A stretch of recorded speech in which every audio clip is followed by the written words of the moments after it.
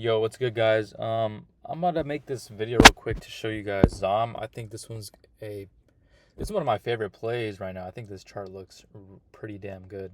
So if we look at the Wave 7 daily, it's trying to flip above that vector. And I was looking at our after we get the H1, we transition above pivot from the short cycle. I was looking at the odds of your H values, and you have pretty decent odds to have a 3 day run. Like, let's say we make this H1 maybe Thursday, the latest, Wednesday or Thursday. We can. Oh, come on. Anyways, as I was saying, so once we do get that H1, we flip above pivot, you have 86% chance to get a higher high in H2 above that H1, and then a 67% chance to get a H3, even an even higher high than your H2 value. 67 is not 80%, but it's higher than 50%. That's above your coin flip odds, the usual coin flip odds. So that's still decent to know. Pretty decent odds in my opinion. So okay, so we know that, right? And then if we do get this long cycle, this 3 day run, your 80% band is here at 153.78 and your 50% here at 156.83. I would really like somewhere in the middle, maybe 155. That would be pretty awesome to me. Or 154.80s.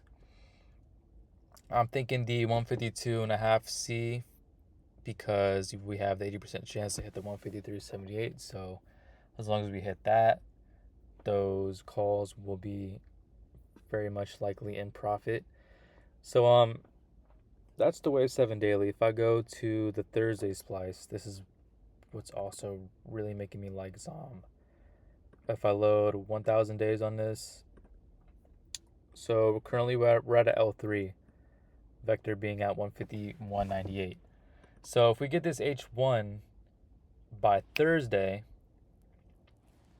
because we only have a 4% chance to get this next lower low.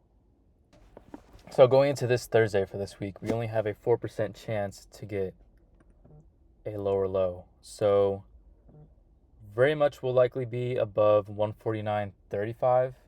But if we don't get the H1, we'll be somewhere in the middle of 151.98 and 149.35. But we have fucking damn near, if you just subtract 4% from 100%, you have a 96% chance of getting that H1. And if we look at our average, where our average H1s lie for the last 1,000 days on this Thursday splice, easy way to find that is you want to go to your option analyzer. So you go into your option analyzer, select new pivot, because this 151.98, it will turn into a pivot right here if we get the H1 this Thursday, thus creating a new long cycle like you see here. So that'll be H1 once we flip above pivot.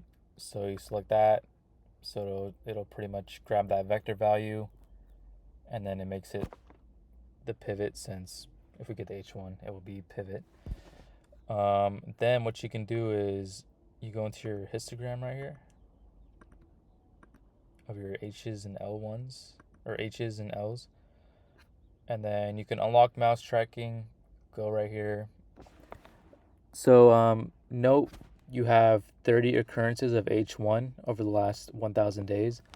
So that means right here, this is only 3 H1s out of the 30 didn't make it to this 154.55.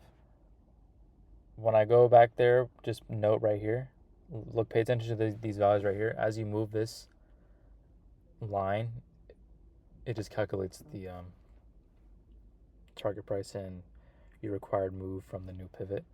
So that means when I go right here to this top of your fourth H1 in this sorted histogram of all your H values, only 3 of the 30 H1s didn't make it to this 154.55 target.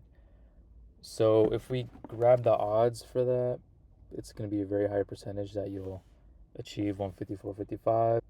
So basically, you'll have a 90% chance of hitting 154.55, which is very good odds, very, very good odds.